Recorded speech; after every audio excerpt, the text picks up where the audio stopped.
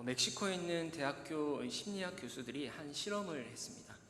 어떤 실험이었냐면 헤비메탈 같은 이 불규칙하고 빠른 리듬의 음악을 들으면서 이 사람의 불안 상태를 측정하는 실험이었습니다. 모두 심리학과 학생들을 대상으로 이 5분짜리 곡을 총 8곡, 그러니까 총 40분을 들은 것이죠. 이 40분의 곡을 듣고 불안 상태를 측정하였습니다. 그 결과 헤비메탈 같은 이런 자극적인 음악은 이 사람의 불안을 증가시키는 결과가 나왔습니다. 또 이번에는 쥐를 가지고 실험을 했는데요. 이 실험 미록 속에서 먹이를 찾는 실험이었습니다. 첫 번째 그룹의 쥐에게는 이 스트라우스의 왈츠 같은 이 잘 조직된 질서 있는 음악을 들려주었고요. 두 번째 그룹은 이 헤비메탈 같은 불협 비트, 불협 화음을 이루는 음악을, 또 세 번째 그룹은 아무것도 들려주지 않았습니다. 어떤 결과가 나왔을까요? 이 헤비메탈 같은 음악을 들은 두 번째 그룹의 이 생쥐들이 눈에 띄게 방향 감각을 잃고 이리저리 헤매는 모습을 보였습니다. 이 실험의 결과들이 무엇을 말해주고 있을까요? 이 노래에는 힘이 있다는 것입니다. 그래서 우리가 어떤 노래를 듣느냐에 따라서 우리의 마음의 상태도 달라진다라는 것이죠. 옛적 우리 조상들도 그 고된 모내기를 할 때 흥겹게 노래를 부르면서 이 일의 능률을 향상시켰습니다. 그렇게 한 마음으로 합심하여 노래를 부르면 이 단합의 효과도 일어나죠. 또 일제강점기 때 우리 선조들은 아픔이 있고 내부 분쟁이 있을 때 누군가 아리랑을 선창했다고 합니다.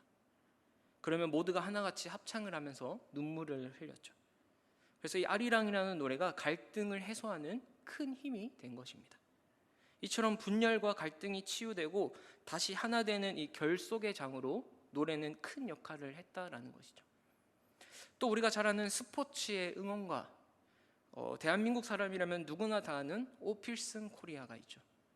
2002년 월드컵 때 이 오필슨 코리아 응원가를 부르면서 전 국민이 유례없이 하나 되었던 적이 있습니다. 또 요즘에는 야구장에서 선수들마다 응원가를 만들어서 이 응원 문화를 정착시켰는데, 이 사람들이 그 응원가를 부르면서 그 응원하는 분위기가 너무 재밌어서 야구장을 찾아가곤 합니다. 이 선수들 역시 자신을 응원해주는 그 응원가를 듣고 더 힘을 내기도 하죠. 또 우리는 어떤 것을 배울 때에 재미있고 쉽게 배우기 위해 노래로 만들기도 합니다. 누구나 따라하기 쉽게 간단하고 익숙한 멜로디에 전달하고자 하는 메시지를 가사로 담아내는 것이죠. 예를 들어 우리 주일학교에서 자주 했었던 성경 순서송, 그죠? 창세기, 출애굽기 이 순서를 노래로 외웁니다. 또 식사기도송, 날마다 우리에게라는 식사기도송을 하면서 이렇게 멜로디를 붙여서 노래를 만들면 더 외우기가 쉽고 더 기억에 남기 때문이죠. 이게 우리 입에 붙어서 나도 모르게 부르고 있을 때도 있습니다. 요즘은 대중교통을 타거나 길을 걸어가면 사람들이 다 귀에 이어폰을 꽂고 다닙니다. 많이들 보셨죠? 어디든 항상 노래를 듣는다라는 것이죠. 우리가 음악을 좋아하고 음악을 많이 듣는 이유는 아마 노래를 통해서 감정이입을 하거나 공감의 요소가 있기 때문입니다. 이런 가사를 들으면서 이 가사는 참 나의 지금 상황과 참 잘 맞구나 하고 감정이입을 하고 공감을 하는 것이죠. 그래서 음악 치료, 음악 심리 치료 같은 직업도 있습니다.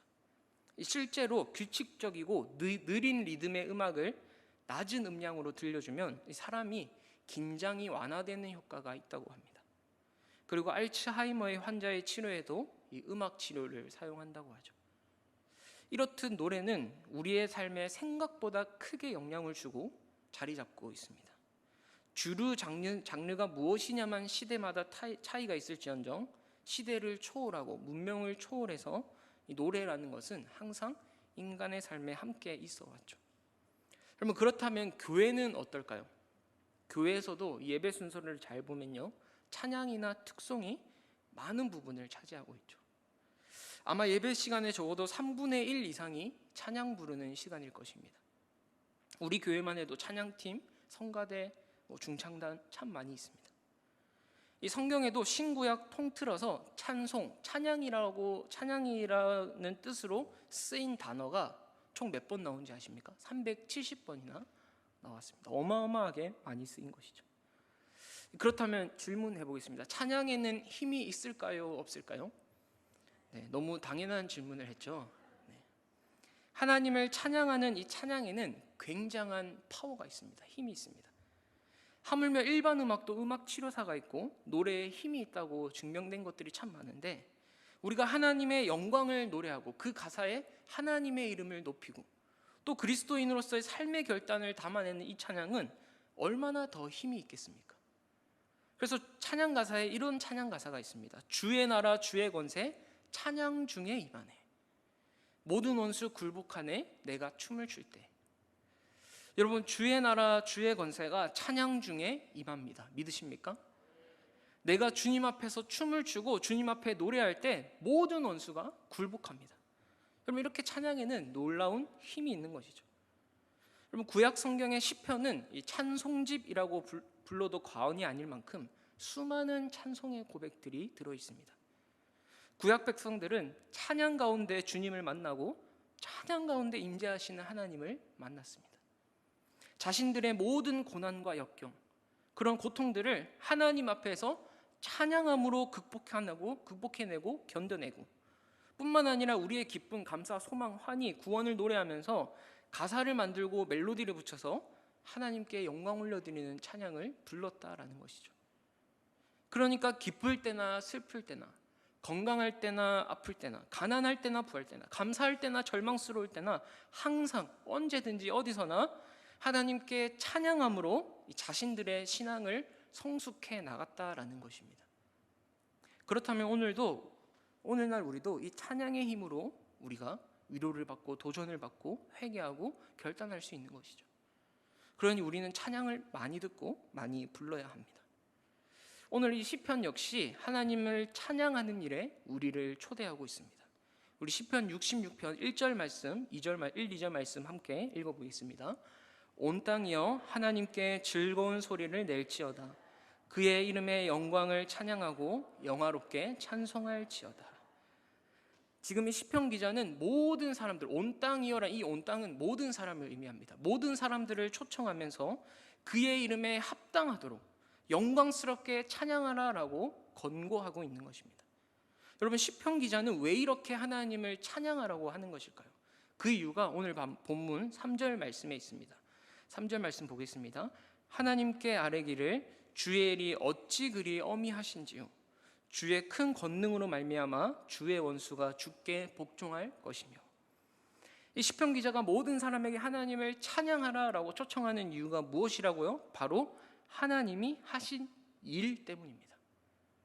이 3절에 보시면 주의 일이 어찌 그리 어미하신지요라고 하죠. 여기서 이 어미는 하나님이 하시는 일이 너무 크고 놀라워서 이 사람을 두렵게 한다라는 의미입니다.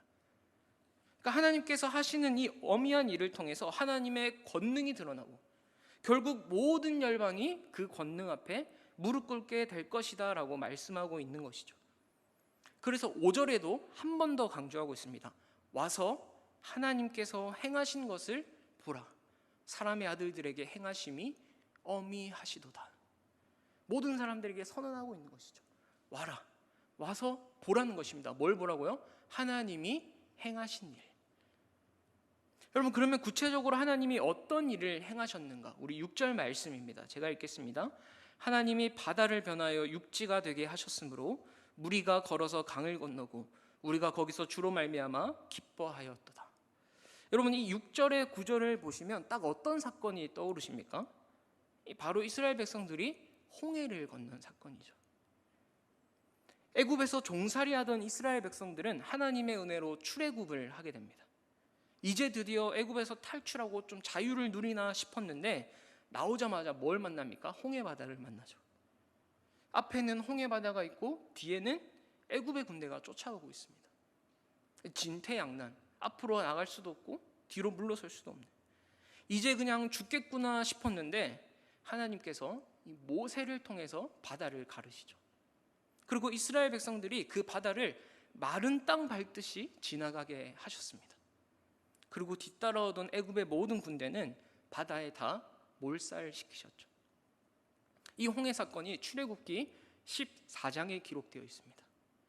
그리고 나서 바로 이어서 나오는 이 출애굽기 15장에는 뭐가 나오냐면 바로 이 이스라엘 백성들의 찬양이 나옵니다. 여러분 15장 한 장이 아예 찬양장입니다. 무엇을 찬양합니까? 하나님이 그들을 위해 행하신 일, 하나님의 그 놀라운 구원을 이스라엘 백성들이 찬양하기 시작한 것이죠. 여러분 사실 그 광경을 지켜본 이스라엘 백성들로서는 찬양하지 않을 수가 없었습니다. 하나님의 이름을 높이지 않을 수가 없었습니다. 그래서 그들은 노래를 부르기 시작합니다. 하나님께서 하신 일들을 가사로 지어서 노래를 부릅니다. 왜요? 하나님이 행하신 일이 너무나 위대하시거든요. 우리에게 베푸신 그 구원의 은혜가 너무나 감격스럽거든요. 여러분 우리도 십자가에서 죽기까지 사랑하신 그 하나님의 사랑, 그 구원, 그것을 알고 그것이 깨달아지면 하나님을 찬양할 수밖에 없는 것입니다. 얼마나 기쁘고 얼마나 감격스럽습니까? 여러분 그래서 구원받은 하나님의 자녀는 반드시 하나님을 찬양하는 삶을 살아갑니다. 내가 정말 구원받은 주의 자녀라면 하나님의 이름을 높이고 하나님의 그 위대하심을 선포하고 그 하나님을 자랑하는 삶을 살아갈 수밖에 없다라는 것이죠. 여러분 이 구약 성경에 보면 찬양이라는 어원이라는 것이 참 여러 가지 다양한 의미로 쓰였는데 자랑하다라는 의미로도 쓰였습니다. 그러니까 그 하나님을 내가 맛보고 그 하나님을 경험하니 자랑하지 않을 수가 없는 것이죠. 이 위대하신 하나님의 일하심을 보라, 나에게 베푸신 그 구원을 보라. 시편 기자가 오늘 그렇게 초청하고 있는 것입니다. 찬양은 이렇듯 하나님의 구원을 경험한 사람들에게서 자연스럽게 나오는 반응입니다. 누가 시키지 않아도, 누가 강요하지 않아도 마땅한 반응으로, 자연스러운 반응으로 하나님을 찬양하는 것이죠. 이렇듯 찬양은 하나님께서 행하신 일들을 고백하는 것, 하나님이 어떠한 분인지를 선포하는 것입니다. 여러분 그래서 일반 대중음악과 찬양의 차이는 참 겉으로 보기에는 가사에 곡절을 붙여서 목소리와 악기로 부르는 것이 동일하지만 그 속의 의미와 목적은 완전히 다른 것이죠. 우리가 찬양하는 대상은 누구인가요? 바로 우리를 구원하신 하나님입니다. 그래서 찬양은 하나님을 높이는 것입니다. 하나님께서 행하신 위대한 일을 높이고 하나님의 아름다운 성품을 자랑하는 것이죠.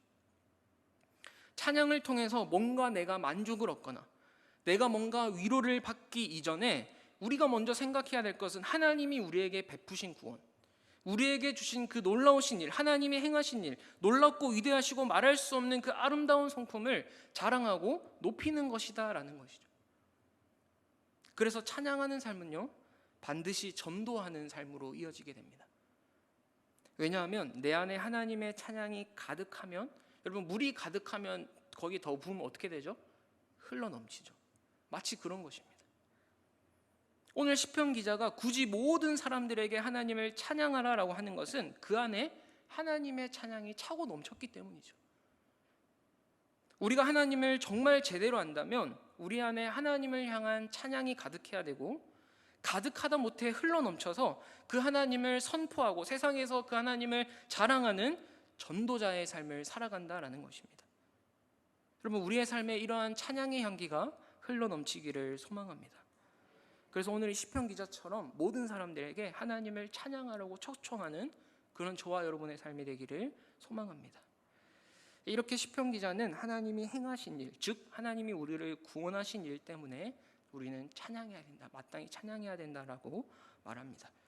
그리고 또 한 가지 우리가 하나님을 찬양해야 하는 이유가 오늘 66편 본문 9절에서 12절에 나와 있습니다. 우리 9절에서 12절을 앞에 보시면서 제가 읽겠습니다. 그는 우리 영혼을 살려두시고 우리의 실족함을 허락하지 아니하시는 주시로다. 하나님이여 주께서 우리를 시험하시되 우리를 단련하시기를 은을 단련함 같이 하셨으며 우리를 끌어 그물에 걸리게 하시며 어려운 짐을 우리의 허리에 메어 두셨으며 사람들이 우리 머리를 타고 가게 하셨나이다. 우리가 불과 물을 통과하였더니 주께서 우리를 끌어내사 풍부한 곳에 들이셨나이다. 여기서 묘사하고 있는 표현들을 잘 보면요, 이스라엘 백성들이 홍해를 경험하고 난 뒤에 본격적으로 이어지는 그 광야에서의 생활을 표현하고 있습니다. 여러분 하나님께서 자신의 능력을 나타내시는 것은 홍해를 가르는 그 순간만 나타낸 것은 아니었습니다. 홍해 사건이 워낙 극적이었기 때문에 사람들의 기억에도 오래 남았지만 그 이후 40년의 광야 생활을 이스라엘이 견디어낼 수 있었던 것, 또 그리고 마침내 가나안 땅에 들어갈 수 있었던 것도 하나님의 능력으로 가능했던 일이었죠.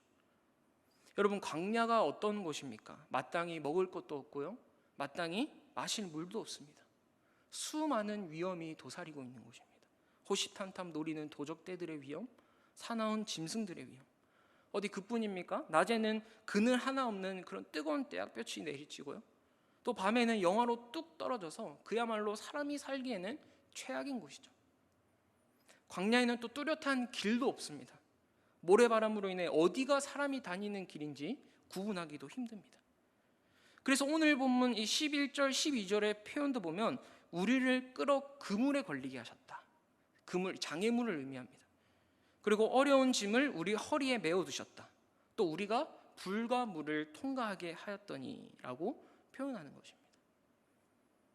그렇게 우리가 물과 같은 어려움, 불과 같은 어려움이 있지만 9절 말씀처럼 하나님은 우리 영혼을 살리시고 실족하지 않게 하십니다. 때로는 광야 같은 우리 인생길에서 넘어질 때도 있고 쓰러질 때도 있습니다. 불평과 원망으로 하나님께 불순종할 때도 있습니다. 그러나 하나님께서는 우리의 영혼을 살려주시고 넘어질 때도 있지만 완전히 넘어지지 않도록, 쓰러질 때도 있지만 완전히 실족하지 않도록 우리를 꽉 붙들어 주신다라는 말씀입니다. 그리고 결국 자기 백성을 풍부한 곳으로 인도하시죠. 그게 오늘 본문 12절 하반절에 이렇게 표현하는 것입니다. 주께서 우리를 끌어내사 풍부한 곳에 들이셨나이다. 지금 이스라엘 백성들의 광야 생활을 비유하면 결국 하나님께서 이스라엘 백성들을 이 가나안 땅으로 인도해 주셨다라는 것이죠. 여러분, 우리가 잘 알듯이 이스라엘 백성들이 이 광야에서 얼마나 불순종했습니까? 그러나 그들은 끝내 하나님이 약속하신 땅 가나안 땅에 들어갈 수 있었습니다. 왜 그렇습니까? 하나님께서 신실하게 자기 백성을 그 능력으로 붙드셔서 결국 하나님께서 그 뜻하신 바를 이루시기 때문이죠.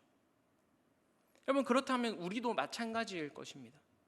광야 같은 이 세상, 하나님을 의지하지 않고서는 도저히 살아갈 수 없는 이 세상, 하나님이 매일 입히시고 먹이시고 오직 하나님만 의지하고 하나님만 바라보고 하나님의 은혜가 아니면 도저히 살아갈 수 없는 이 세상, 이 광야 같은 세상을 살아가는 우리에게 꼭 기억해야 할 것은 바로 이 모든 것이 하나님의 주권 아래에 있다라는 것입니다. 하나님은 반드시 자신이 뜻하신 바를 이루십니다. 하나님이 한 번 우리를 하나님의 자녀 삼았다면, 우리를 구원하시기로 작정하셨으면 끝까지 책임져 주십니다. 끝까지 자기 사람을 사랑하시는 것이죠. 끝까지 우리를 천국으로, 하나님 나라로 견인해 주신다라는 것입니다.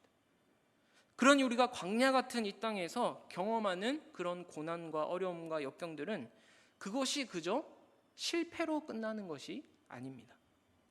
실패 같아 보여도, 우리가 살아가는 그 삶 속에서 고난과 역경들로 넘어지고 쓰러져서 그것이 마치 실패인 것 같아 보여도 그것은 절대 실패가 아닌 것이죠. 그래서 하나님이 백성이 당하는 고난과 어려움은 하나님을 더 알고 하나님을 더 신뢰하기 위한 단련의 과정입니다. 연단의 과정입니다. 하나님의 능력을 경험하는 과정이죠. 그래서 오늘 본문 10절에도 이렇게 고백합니다. 하나님이여, 주께서 우리를 시험하시되 우리를 단련하시기를 은을 단련함 같이 하셨으며. 그리고 신명기 8장 2절에서도 이렇게 말씀합니다. 내 하나님 여호와께서 이 40년 동안에 내게 광야길을 걷게 하신 것을 기억하라. 이는 너를 낮추시며 너를 시험하사 내 마음이 어떠한지 그 명령을 지키는지 지키지 않는지 알려 하심이라. 하나님께서는 우리가 하나님의 말씀을 잘 지키고 잘 따르는지 시험하십니다. 그리고는 때로는 그 시험의 과정에서 고난과 역경도 주십니다. 왜 그렇습니까? 우리를 단련시키기 위함이죠. 우리를 단련하셔서 하나님의 순결한 백성으로 정금같이 나아가기 위해, 그래야 해서 끝내 하나님이 약속하신 그 축복의 땅으로 우리를 인도하시기 위해서 우리를 시험하시는 것입니다. 그럼 혹여나 우리 지금 여러 가지 어려움으로 고통 가운데 있으신 분들이 계십니까? 여러분, 그럴 때 우리의 모든 일거수일투족이 다 하나님의 주권 아래에 있다는 사실을 기억하시기 바랍니다. 다 하나님의 손 아래에 있는 것입니다. 그리고 그 모든 일들이 다 우리가 하나님의 복된 자녀로 빚어져가는 연단의 과정이라는 사실을 기억하시기 바랍니다. 지금은 당장 너무 힘들고 너무 괴롭고 너무 고통스럽지만 그럴 때라도 우리는 하나님의 눈으로 우리의 삶을 바라보아야 합니다. 이 일 또한 하나님을 더 알기 위해서, 이 일 또한 하나님을 더 신뢰하기 위한 단련의 과정이구나. 나를 단련하신 후에는 내가 숨근같이 주께 나아가리다. 여러분, 이 고백이 우리의 고백이 되기를 소망합니다. 여러분, 그래야 해서 결국 우리가 겪는 모든 고난들이 마침내 하나님을 드러내는 간증이 되고 하나님을 찬양하고 하나님을 높이는 그런 귀한 도구로 쓰임받게 될 줄 믿습니다. 오늘 이 시편 기자가 이렇게 말하고 있는 것도 이 고난과 역경들이 다 하나님께서 나를 더 주님의 것으로 삼기 위한 단련의 과정임을 알았기 때문에 하나님을 찬양할 수밖에 없고 하나님의 이름을 더욱더 높이겠노라라고 결단하고 있는 것이죠. 이 이유도 찬양의 이유가 된다라는 것입니다. 우리의 고통, 슬픔, 어려움도 끝내는 하나님께서 그것을 역전의 하나님께서 우리의 간증으로 변화시켜 주시고, 그래서 그들을 통해서 더욱더 하나님을 찬양하는, 더욱더 하나님 앞에 정금같이 순금같이 나오는 그런 일이 된다라는 것이죠. 그렇다면 마지막으로 우리가 찬양하는 자의 삶의 모습이 어떠해야 하는가, 우리 찬양하는 사람의 자세에 대해서 한 두 가지를 간략하게 살펴보려 합니다. 먼저는 이 헌신하는 마음입니다. 오늘 본문 13절 14절을 보시면 내가 번제물을 가지고 주의 집에 들어가서 나의 서원을 주께 갚으리니 이는 내 입술이 낸 것이 아니요 내 환난 때에 내 입이 말한 것이니이다. 여기서 분명히 알 수 있는 것은 시편 기자는 환난 중에 있었습니다. 그리고 그때 하나님의 도우심을 구하면서 이 서원을 했다는 것이죠. 그리고 지금 그 서원을 지키겠다고 말합니다. 그런데 여기서 주목할 것은 이 시편 기자가 번제물을 드리겠다라고 합니다. 그리고 또 15절에도 내가 순양의 향기와 함께 살찐 것으로 주께 번제를 드리며라고 하죠. 여러분, 번제는 이 소제, 화목제, 속죄제, 속건제와 함께 이 구약 시대의 5대 제사 중 하나입니다. 각 제사마다 이 고유한 특징들이 있는데요. 번제의 특징은 무엇이냐? 이 제물을 전부 드린다는 데 있습니다. 다른 제사들과 달리 번제는 인간의 몫이 없습니다. 전부 다 모두 하나님께 바칩니다. 희생제물 전체를 모두 태워서 드리는 것이죠. 이것은 전적인 헌신을 의미합니다. 제물 전부를 태워드림으로써 하나님께 나 자신의 전부를 드리고 하나님께 전적으로 헌신하겠다라는 의미인 것이죠. 이렇듯 찬양하는 사람의 삶의 자세는 헌신하는 삶이 되어야 합니다. 나 자신을 하나님께서 기뻐하시는 거룩한 산 제사로 드려야 합니다. 우리 로마서 12장 1절 말씀 보시면 그러므로 형제들아 내가 하나님의 모든 자비하심으로 너희를 권하노니 너희 몸을 하나님이 기뻐하시는 거룩한 산 제물로 드리라. 이는 너희가 드릴 영적 예배니라. 여기서 사도 바울은 너희 몸을 하나님이 기뻐하시는 거룩한 산 제물로 드리라라고 권면하고 있습니다. 여기서 몸은, 너희 몸 할 때 몸은 우리의 육체만을 의미하는 것이 아닙니다. 우리의 삶, 우리의 전부를 말하고 있는 것이죠. 그래서 헌신은 우리의 전부를 드리는 것이고 우리의 삶을 드리는 것입니다. 우리의 삶을 드려 삶으로 하나님을 찬양하고 나의 삶이 곧 찬양이 되어야 한다는 것이죠. 그래서 우리가 찬양할 때도 단순히 가사를 따라 부르는 것이 아니라 찬양 가사를 하나하나 묵상하면서 이 가사대로 내가 살아야겠다, 살아내야겠다라는 그런 헌신의 결단인 것입니다. 이 두 번째, 찬양하는 자의 삶의 모습, 찬양하는 사람의 자세는 깨끗한 마음을 가져야 합니다. 우리 오늘 본문 18절 말씀 함께 읽겠습니다. 내가 나의 마음에 죄악을 품었더라면 주께서 듣지 아니하시리라. 여러분, 우리 마음에 죄악을 품으면 하나님이 우리의 기도를 듣지 않으실 것이고 우리의 찬양을 받지 않으실 것입니다. 우리는 죄를 미워하고 죄를 거절해야 되는데 만약 그렇게 하지 않고 죄를 품거나 즐기고 또 죄에 복종적이라면 하나님은 그 사람의 찬양을 받지 않으실 것이고 그 사람의 기도를 듣지 않으실 것이죠. 우리가 아무리 찬양을 한다 해도 하나님이 받지 않으시고 우리가 아무리 기도해도 하나님이 듣지 않으신다면 무슨 소용이 있겠습니까? 다 헛수고일 뿐이다라는 거죠. 여러분, 창세기에 보면 가인과 아벨의 제사가 꼭 그렇습니다. 분명 가인도 이 아벨처럼 하나님께 똑같이 제물을 드렸습니다. 아벨도 제물을 드렸고 가인 역시 똑같이 제물을 드렸습니다. 그런데 왜 하나님께서는 아벨의 제사만 받으시고 가인의 제사는 받지 않으신 것일까요? 바로 그 이유가 가인이 그 마음에 죄를 품고 있었기 때문입니다. 그 증거가 이 가인이 하나님께서 자신의 제물을 받지 않으시자 이 화가 머리 끝까지 차올라서 동생 아벨을 결국 쳐 죽였죠. 그 안에 죄가 가득했기 때문입니다. 사실 가인이 아벨을 죽이기 전에 하나님께서 먼저 가인에게 찾아가셔서 한 번 더 기회를 주십니다. 가인을 타이르시면서 죄가 너를 원하나 너는 죄를 다스려야 한다라고 말씀하시죠. 결국 가인은 자신의 죄를 다스리지 못하고 죄를 품은 마음이 또 다른 죄를 낳게 되는 그런 패망의 길로 가고 말았던 것이죠. 여러분, 우리도 늘 내 안에 죄를 품고 있지 않은지 점검하고 또 점검하고 돌아봐야 합니다.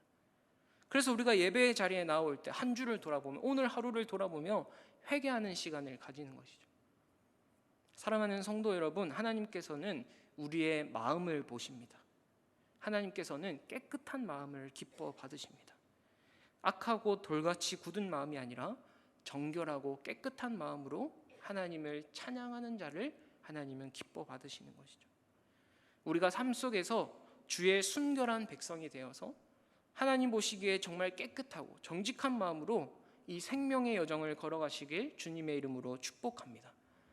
우리는 오늘 이 시편 66편을 통해서 찬양에 대해서 함께 살펴보았습니다. 찬양은 하나님께서 우리를 위해 행하신 일들을 고백하는 것이고 하나님이 어떠한 분인지를 선포하는 것입니다. 하나님이 우리에게 행하신 일, 베푸신 그 은혜, 그 사랑에 감격하여 하나님만 높이고 하나님만 자랑하는 것이죠. 그래서 구원받은 하나님의 자녀라면 마땅히 찬양하는 삶을 살게 됩니다. 그렇게 하나님을 찬양하다 보면 자연스럽게 내 마음이 감사와 기쁨으로 가득 넘쳐나고 하늘로부터 오는 그런 위로와 평안이 내 마음속에 임하게 되는 것이죠. 그리고 또 오늘 시편 기자는 비록 우리에게 고난과 역경이 있더라도 이 모든 것이 하나님의 주권 아래에 있음을 기억하고 나를 더 연단하여 정금같이 빚어가실 그 하나님을 기대하며 찬양의 자리로 나아오라라고 우리를 초청하고 있습니다. 우리는 기쁠 때나 슬플 때나 어떠한 상황이든지 간에 찬양받으시기 합당하신 주님께 마땅히 영광 올려드려야 할 줄 믿습니다. 하나님은 우리의 상황과 형편에 상관없이 언제든지 찬양받으시기 합당하신 분이십니다. 그 하나님 앞에 우리가 헌신하는 마음으로 깨끗한 마음으로 나아가 하나님이 기뻐 받으시는 참된 예배자가 되기를 소망합니다. 이렇게 우리의 삶에서 찬양의 향기가 늘 끊이지 않고 늘 내 삶에 역사하시는 하나님의 은혜를 찬양하시고 또 그 은혜를 찬양하면 찬양할수록 내 안에 또 찬양이 흘러넘쳐서 주변 이웃들에게 선한 영향력을 끼치고 하나님을 자랑하고 또 무엇보다 그런 기쁨의 바이러스, 행복의 바이러스를 우리 주변에 널리 전파하는 우리 대길교회 모든 성도님들 되시기를 간절히 소망합니다. 기도하겠습니다.